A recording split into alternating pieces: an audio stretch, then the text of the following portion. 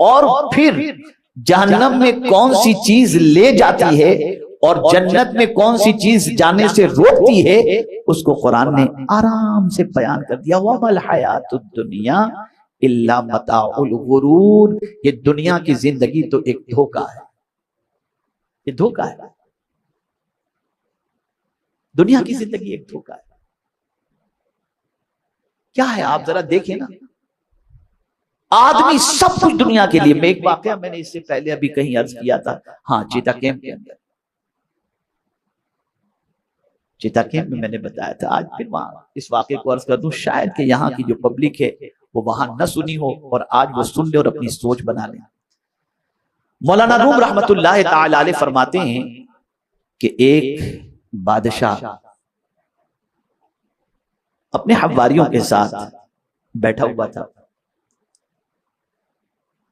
ایک بابا نکلے، بادشاہ کو مستی سوجی، مڑ میں تھا۔ بادشاہوں کی تو بڑی عجیب سچویشن ہوتی ہے، کبھی مڑ میں ہو تو بہت کچھ لٹا دیا اور کبھی مڑ میں نہ ہو تو پتہ نہیں کیا کر ڈالیں۔ بادشاہ مڑ میں بیٹھا ہوا تھا، بابا نکلے، بادشاہ کو مستی سوجی کہ چلو ذرا بابا سے کچھ مذاق کر لیں۔ پولیس سے کہا بابا کو بلا کے لے کے آؤ، وہ بابا کو لے کر گیا۔ بادشاہ نے اپنی جیب سے ایک لال رومال نکالا اور نکال کر کے اس بابا کو دے دیا، اور بابا سے کہا دیکھو یہ میرے جتنے بھی خدام اور لوگ کھڑے ہیں نا، ان میں سے جو تم کو سب سے زیادہ بے وقوف نظر آئے نا اس کو یہ رومال دے دو۔ اور چونکہ اسے ہنسی مذاق کرنی تھی تھوڑی سی، بابا تھے وہ آج کے بابا کی طرح نہیں تھے، بڑے ہوشیار تھے۔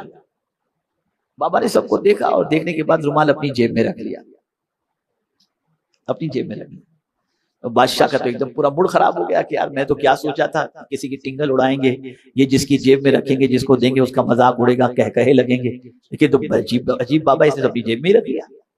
بادشاہ نے کہا اچھا بابا جاؤ جاؤ، بابا چلے گئے۔ کچھ دنوں کے بعد بادشاہ بیمار پڑا اور سخت بیمار پڑا۔ طبیب نے کہہ دیا کہ بادشاہ 3 دن سے زیادہ تمہاری زندگی نہیں ہے، 3 دن کے بعد تم مر جاؤ گے۔ اور پہلے کے طبیب بڑے ایکسپرٹ ہوا کرتے تھے، آج جتنے بھی ڈاکٹر ہیں نا، میں تو کبھی کبھی سوچتا ہوں تو ہنسی آتی ہے، ڈاکٹر آج کے جتنے بھی ہیں وہ پیشنٹ سے پوچھتے ہیں کیا ہوتا ہے، اور پہلے کے طبیب تو نفس پکڑ کے کہتے تھے پیٹ میں درد ہو رہا ہے، کمر میں درد ہو رہا ہے۔ یہ پہلے کے طبیب تھے، یہ پہلے کے ڈاکٹر تھے، اور آج کے ڈاکٹر کو تو پہلے خود کو بتانا پڑتا ہے یہ ہو رہا ہے، یہ ہو رہا ہے، یہ ہو رہا ہے، اور پھر وہ دوائی لکھ کر کے دے دیتا ہے۔ اور پہلے کے طبیب تو نبض، پیشاب یہ خود ہی دیکھ لیتے تھے اور کہتے تھے تم کو یہ مرض ہے، بس اوقات تو چہرہ دیکھ کے کہتے تھے تم کو یہ تکلیف۔ تو اس زمانے میں طبیب بڑے ہوشیار تھے، تو طبیب نے دیکھ لیا تو کہہ دیا اب تم 3 دن سے زیادہ نہیں جی سکتے۔ اور جتنے بھی مالدار ہوتے ہیں نا، پیسہ جن کے پاس ہوتا ہے اور بادشاہت اور اقتدار جن کو ہوتی ہے، ان کو سب سے زیادہ ڈر مرنے کا رہتا ہے۔ تو جو سب سے بڑے اور ٹاپ لیول کے ڈاکٹر ہوتے ہیں نا، وہ ان کے ساتھ ہی رکھتے ہیں، جتنے بھی آپ دیکھ لیجئے، جتنے بھی۔ تو بادشاہ بھی طبیب ایکسپرٹ رکھتے تھے، ذرا طبیعت خراب ہو فوراً ٹھیک کر دیں۔ اب طبیب نے کہہ دیا 3 دن سے زیادہ تم زندہ نہیں رہ سکتے۔ بادشاہ کو یقین ہو گیا کہ اب 3 دن سے زیادہ میں جیوں گا نہیں۔ خیال آیا کہ جس رعایا پر میں نے حکومت کی ان میں سے بہت سارے ایسے ہیں جن سے کبھی میری ملاقات نہیں ہوئی، وہ مجھ سے ملنا چاہتے ہیں، چلو آج رعایا کا ارمان پورا کر دیا جائے۔ اعلان کر دیا بادشاہ نے کہ آج بادشاہ فلاں جگہ بیٹھیں گے، جس کسی کو ملنا ہے آ کر بادشاہ سے ملے۔ 2 دن تک کے لیے اعلان تھا۔ اب ساری رعایا آ رہی ہے، بادشاہ سے دیکھ رہی ہے، بادشاہ کو دیکھ کے مل کے جا رہی ہے بادشاہ۔ اب اسی میں دوسرے دن بابا آ گئے، وہی بابا جن کو بادشاہ نے رومال دیا تھا۔ تو بابا نے بادشاہ سے پوچھا بادشاہ سلامت، کہاں کی تیاری ہے، بھیڑ بھاڑ اتنی اکٹھی ہو رہی ہے؟ تو بادشاہ نے کہا بہت لمبے سفر کی تیاری ہے۔ غور سے سنیے گا، بہت لمبے سفر کی تیاری ہے۔ تو بابا نے کہا بھئی تمہارے سفر کے بارے میں تو ہم جانتے ہیں، تم جہاں کہیں بھی سفر کرتے ہو تو پروٹوکول ہوتا ہے، تم جہاں کہیں سفر کے لیے جاتے ہو ہٹو بچوں کا شور ہوتا ہے، تم جہاں کہیں سفر کے لیے جاتے ہو وہاں پر پہلے سے تمہارے لیے انتظام ہوتا ہے، اور تم جہاں کہیں سفر کے لیے جاتے ہو وہاں پہلے سیٹ اپ دیکھ لیتے ہو، انتظام دیکھ لیتے ہو، پھر سفر کے لیے جاتے ہو پہلے افراد بھیج کر وہاں کا سب کچھ دیکھ لیتے ہو۔ ارے بھئی یہ تو بتاؤ تم جہاں کا سفر کر رہے ہو وہاں کا کچھ انتظام بھی تم نے کیا ہے؟ کچھ سیٹ اپ بھی ہے، پروٹوکول وغیرہ، کچھ انتظام وغیرہ؟ بس بادشاہ کی آنکھوں سے آنسو نکل گئے۔ بادشاہ نے کہا یہی تو میری غفلت رہی، وہاں کوئی پروٹوکول نہیں، وہاں کوئی انتظام نہیں، وہاں کوئی ساتھ آنے والا نہیں، کوئی میرے ساتھ نہیں چلے گا۔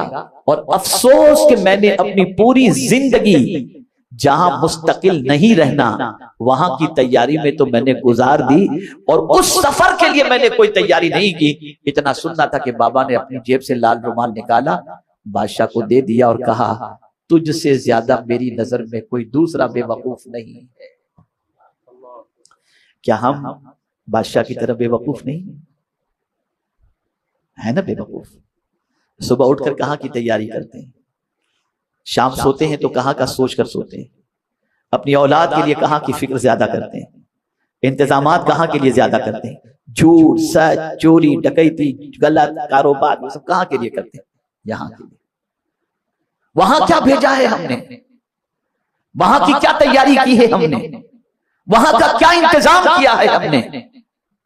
یاد رکھیں وہ تو ایسی جگہ ہے جہاں مال بھی کام نہیں آئے گا، دولت بھی کام نہیں آئے گی، یہاں کا گھر ختم ہو جائے گا، یہاں کے محلات ختم ہو جائیں گے، یہاں کے مکانات ختم ہو جائیں گے۔ مطلب یہ نہیں کہ آپ مکان نہ بنائیں گھر نہ بنائیں، عقل مند انسان وہ ہے جو یہاں رہ کر کے وہاں کی تیاری کرتا ہے جہاں ہمیشہ رہنا ہے، اور جو صرف جملے پر توجہ چاہوں گا، جو صرف یہاں کی تیاری کرتا ہے اس سے بڑا بے وقوف کوئی دوسرا ہے ہی نہیں، کوئی نہیں۔ ایک صاحب نے بنگلہ بنایا، بہت خوبصورت بنگلہ، ایک سے ایک اس کے اندر کار جو ہے وہ کارپیٹ بچھوائے، کرٹن لگوائے، ٹائلز لگوائی، سارا فرنیچر سب بہت خوبصورت۔ لوگوں کو بلایا کہ بھئی آؤ ذرا آ کے میرا بنگلہ دیکھو، سب آئے، کیا میچنگ ہے، کیا کلر ہے، بس وہ جیسا کہ عام طور پر حسرت بھری نگاہوں سے سب نے دیکھا، دیکھ کے تعریف کی سب نے۔ اسی علاقے کے اندر ایک بزرگ رہتے تھے اللہ والے، تو جس نے بنگلو بنایا تھا اس نے سوچا کہ ذرا اللہ والے کو بھی بلا کر ان کے قدم پڑ جائیں گے تو اور برکت ہو جائے گی۔ بلایا ان کو، وہ بھی آئے، ایک نظر دوڑائی اور اس بنگلے والے سے کہا یہاں جو بھی رہے گا نا وہ مر جائے گا۔ تو وہ بھی آدمی پڑھا لکھا تھا، اس نے کہا حضرت آپ بڑی عجیب بات کرتے ہیں، بنگلے میں جو رہے گا مر جائے گا، تو فلیٹ میں بھی جو رہے گا وہ کہاں پرماننٹ رہنے والا ہے، وہ بھی تو ایک دن مرے گا، جھوپڑے میں بھی رہنے والا ہے ایک دن مرے گا، فٹ پاتھ پہ بھی رہنے والا ہے ایک دن مرے گا، مرے گے تو سب ایک دن، کوئی پرماننٹ رہنے کے لیے تھوڑی ہے، کہیں بھی کوئی رہے کوئی پرماننٹ نہیں رہ سکتا۔ کوئی ایسی بھی جگہ ہے بابا حضرت آپ یہ تو بتائیے جہاں آدمی پرماننٹ رہ سکے؟ کہا میں چاہتا تھا کہ بیٹا تم مجھ سے یہ سوال کر۔ فرمایا ہاں ایک جگہ ایسی ہے جہاں موت آئے گی ہی نہیں، اور وہ کون سی جگہ ہے؟ وَمَا الْحَيَاةُ، وہ کون سی جگہ ہے؟ وَأَنَّ الدَّارَ الْآخِرَةَ لَهِيَ الْحَيَوَانُ، آخرت کا گھر وہ گھر ہے جہاں موت ہے ہی نہیں، زندگی ہی زندگی ہے، زندگی ہی زندگی، یہ ہے آخرت کا گھر۔ تو جہاں ہمیشگی کی زندگی ہے وہاں کے لیے ہمارے پاس کچھ بھی نہیں، اور جہاں سے ہم کو کچھ کر جانا ہے اور یہ بھی ہم نہیں جانتے۔ میں تو آج کل روز سن رہا ہوں کہ فلاں کا انتقال، فلاں، ابھی کل کسی نے بتایا 45 سال کا کوئی آدمی تھا اس کا انتقال ہو گیا، اب 2-3 دن پہلے پتا چلا 35 سال کا تھا انتقال ہو گیا، کوئی ٹھکانہ نہیں۔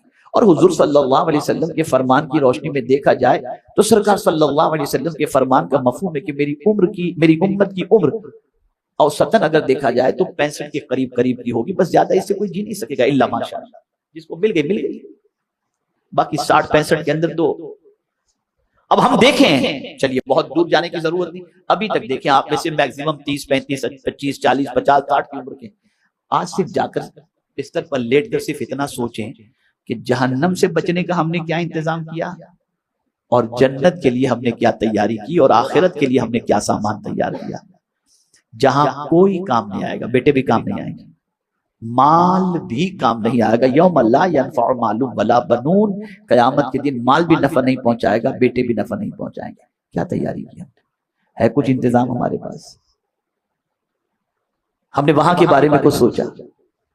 تو اے رسول اعظم صلی اللہ تعالی علیہ وسلم کے دیوانوں، آج کے اس پروگرام کے ذریعے میں آپ کو یہی میسج دینا چاہتا ہوں کہ کوشش کریں کہ مقدس مہینہ سایہ فگن ہونے والا ہے، اور یہ وہ مقدس مہینہ ہے جس کے آخری عشرے کے بارے میں اللہ کے رسول صلی اللہ علیہ وسلم نے فرمایا وَآخِرُهُ عِتْقٌ مِّنَ النَّارِ، کہ وہ آخر کا عشرہ جہنم سے چھٹکارے کا عشرہ ہے۔ پہلا عشرہ رحمت کا ہے، دوسرا عشرہ مغفرت کا ہے، اور تیسرا عشرہ آخرت میں جہنم سے چھٹکارے کا ہے۔ میں بہت معذرت کے ساتھ عرض کرتا ہوں، خدا کی قسم اس امت جیسا ناقدرہ ہم نے کسی کو نہیں دیکھا۔ جس آخری عشرے میں اللہ جہنم سے چھٹکارے کے لیے فرمایا جب آقا کریم صلی اللہ علیہ وسلم نے، وہی آخری عشرہ آپ دیکھ لیجئے مارکیٹ میں، بازار میں، اور 27ویں رات تو کیا ختم ہوئی، بلکہ اس سے پہلے سے آپ دیکھیں مرد و عورت تو ایسے بازار میں پہنچتے ہیں کہ جیسے اب ہمارے لیے کوئی ٹینشن کی بات نہیں. وہی آخری عشرہ. اور حضور صلی اللہ علیہ وسلم رمضان کے آخری عشرے کے بارے میں حضور کے بارے میں فرمایا گیا کہ کمر کس لیتے تھے، گھر والوں کو بھی جگاتے تھے اور خود بھی حضور صلی اللہ علیہ وسلم یوں تو ہمیشہ عبادت کرتے تھے، لیکن آخری عشرے میں بہت زیادہ محنت ہوتی تھی. اور ہمارا آخری عشرہ بازار میں. جو قوم اس طریقے سے جاہل ہو چکی ہو، اس طریقے سے قدر والی راتوں سے غافل ہو چکی ہو، اس قوم کو معاشرے کے اندر اور دنیا میں اللہ عزت کہاں سے دے گا؟ 11 مہینے نہ کھیلنے والے بھی ماہ رمضان میں کھیلنا شروع کر دیتے ہیں، بیڈمنٹن کھیلتے ہیں، کیرم کھیلتے ہیں، لوڈو کھیلتے ہیں، پتہ نہیں کیا کیا کھیلتے ہیں. لا حول ولا قوت. گویا شیطان کو تو اللہ قید کر دیتا ہے، لیکن بندہ یہ کہتا ہوا نظر آتا ہے مجھ سے بھی بڑا کوئی شیطان ہوتا ہے. وہ کھیل رہا ہے، بچیاں کھیل رہی ہوتی. کتنی ہماری سوچ بودی ہو چکی ہے، کتنی ہماری فکر بودی ہو چکی ہے، کس حد تک ہم گھٹیے ہو چکے ہیں. ذرا سوچو. میں تو کبھی کبھی سوچتا ہوں تو میری عقل دنگ رہ جاتی ہے. یہ ہماری قوم اس طرح سے اللہ کے فرمان کو نگلیکٹ کرنا، اگنور کرنا، اس طرح سے حضور صلی اللہ علیہ وسلم کے فرمان کو اگنور کرنا، اس سے بڑا بھی حضور صلی اللہ علیہ وسلم کی بارگاہ کے اندر بے ادبی اور کیا ہو سکتی ہے. تو عرض کرنے کا منشا یہ ہے، مقدس مہینہ آ رہا ہے، خوب جہنم سے بچنے کی پریکٹس کرو. میرا ایک بیان جو چیتا کیمپ کے اندر ہوا ہے، اس بیان کو انشاءاللہ العظیم سیپریٹ کر کے آج کل کے اندر یوٹیوب پر ڈالا جائے گا. سب سے بڑی پریکٹس اللہ ماہ رمضان میں اپنے بندوں کو یہ کرواتا ہے، بندوں کی سب سے بڑی تربیت اللہ عز و جل ماہ رمضان میں یہ کرتا ہے کہ بندے کے دماغ کے اندر یہ تصور بیٹھ جائے میرا خدا مجھے دیکھ رہا ہے. بس میرا خدا مجھے دیکھ رہا ہے. یہ تربیت اللہ ماہ رمضان میں کرتا ہے. اس لیے اس تصور کو زندہ کرو، اس تصور میں زندگی گزارو. اب آخری بات عرض کرتے میں گفتگو ختم کرتا ہوں. یہ جتنی بھی بے چینیاں ہیں نا، وہ گناہ کی وجہ سے، گناہ کی وجہ سے. جتنا زیادہ گناہ کرو گے اتنے زیادہ بے چین رہو گے، اور جتنی زیادہ نیکیاں کرو گے اللہ اتنا ہی زیادہ دل کو سکون کی دولت عطا کرے گا.